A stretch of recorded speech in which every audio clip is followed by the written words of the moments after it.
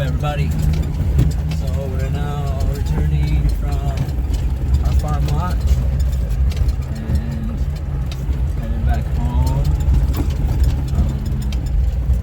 Ideally, eventually, oh wow, look, they're having some trouble there.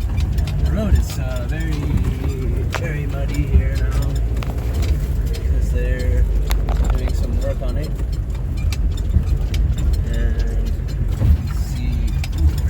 Sliding around everywhere, but it's actually kind of better than it was before, because before there's like big huge ruts everywhere, and it's like, you know, it was very narrow and lots of rocks, so it's like you have to go so slow. Now the problem is it's very slippery. There's a lot of clay in the soil here, and so it's especially if it rains, it gets very wet. It's not too bad today.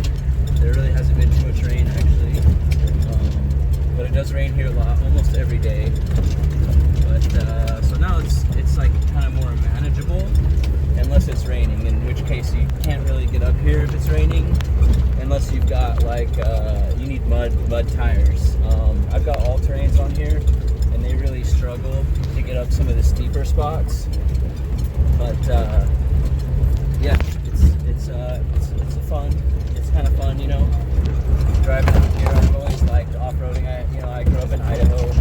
Lots of mountain roads there. I grew up in the rural area and spent a lot of time up in the hills, just driving around.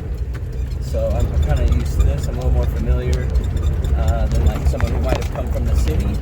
It's going to be really dangerous for them to try and drive this road if you don't know how to drive in off-road conditions.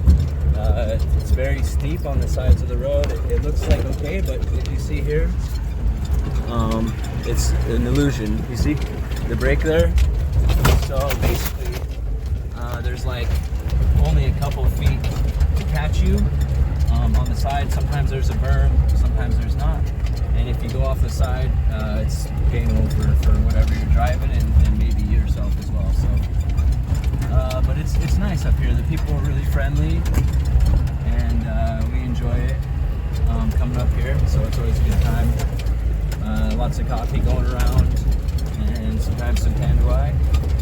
But yeah, it's just really a rough road to go on. So it's a lot of farmland up here, a lot of people growing corn. Bananas don't really do too well. The wind gets high wind here quite often, and it just shreds the banana trees. So yeah, we planted coffee about 2 weeks ago. We planted a bunch of coffee trees, and now basically we're just came up here to add some fertilizer, and you know, just kind of check up things. We had some really high winds up here, so we wanted to come here and look some stuff up. Looks like these people are stopping to let the passengers off, so this is a really rough stretch here. Downshifting. Okay, so you gotta slow it down. You're gonna be sliding around. Basically, I have no steering right now. Oh, going sideways kind of. Here we go. Give it some gas. Brake tension. All right, we're good. Now he's gonna gotta keep those RPMs high through the slow mud bog area. Downshift. The RPMs high. Watch out. The road gets real narrow here. Take this turn. Give it some gas.